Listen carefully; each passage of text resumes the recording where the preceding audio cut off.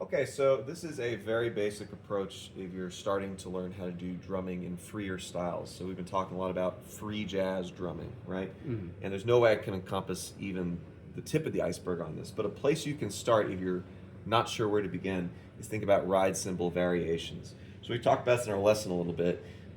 He was not the first one to do it, but he was definitely one of the first to really popularize it.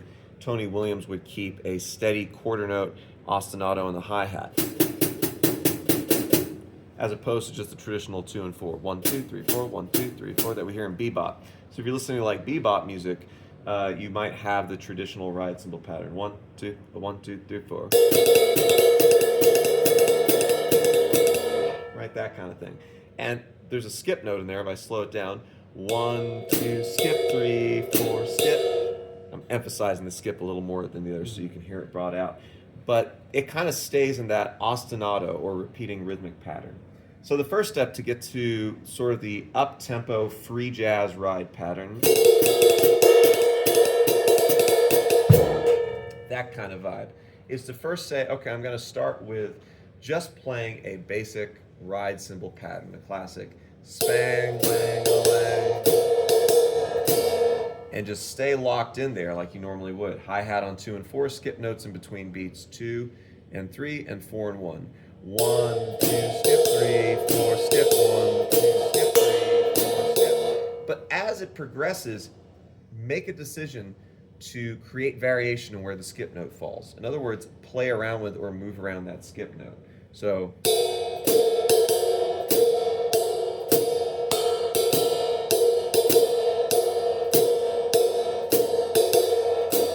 now that has a more interesting melodic shape, for lack of a better word, than just keeping the same pattern over again. And the reason is we're hearing the same pattern in smaller segments or smaller time intervals. I'm basically just repeating that over and over and over again.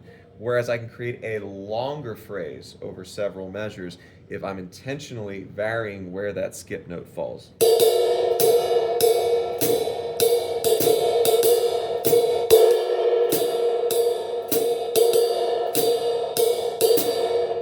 Up tempo.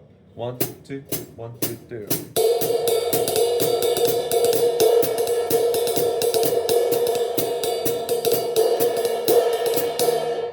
Adding in a few accents on the skips and the things that are just the 1, 2, 3, 4, the basic chord note pulse.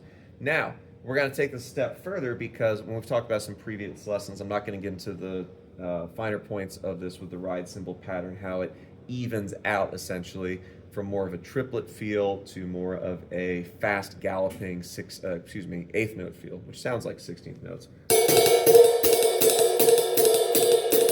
Right?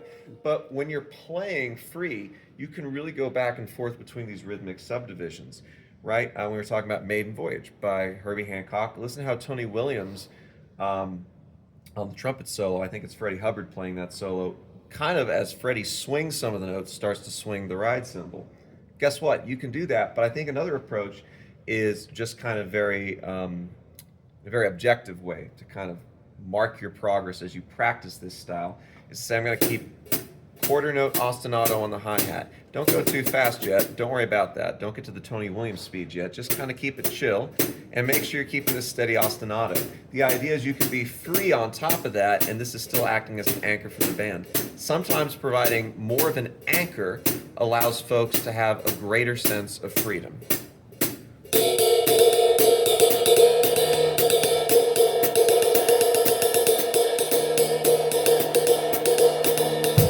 I'm doing different combinations of eighth notes and 16th notes here. So build a rhythmic vocabulary where you're starting with shorter phrases, maybe in just a one measure segment.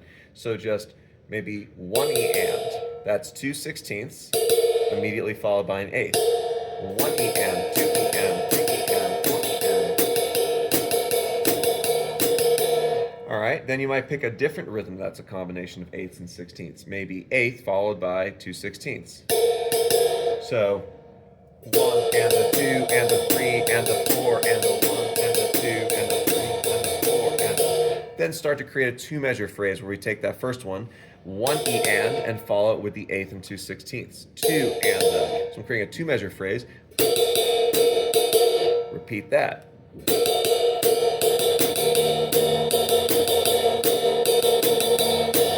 little faster.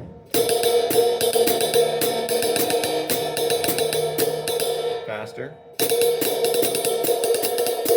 So on and so forth.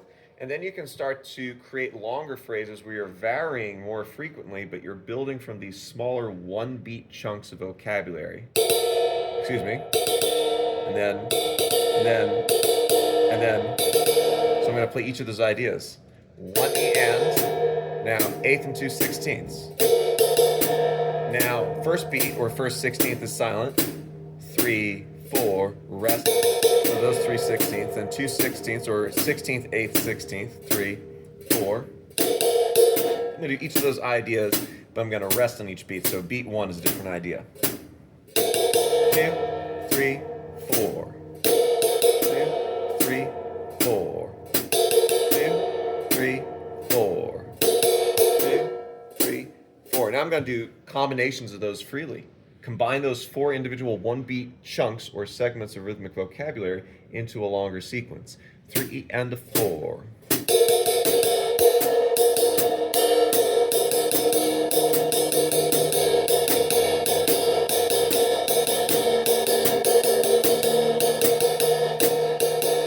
That's a longer musical phrase. And then take it up the tempo.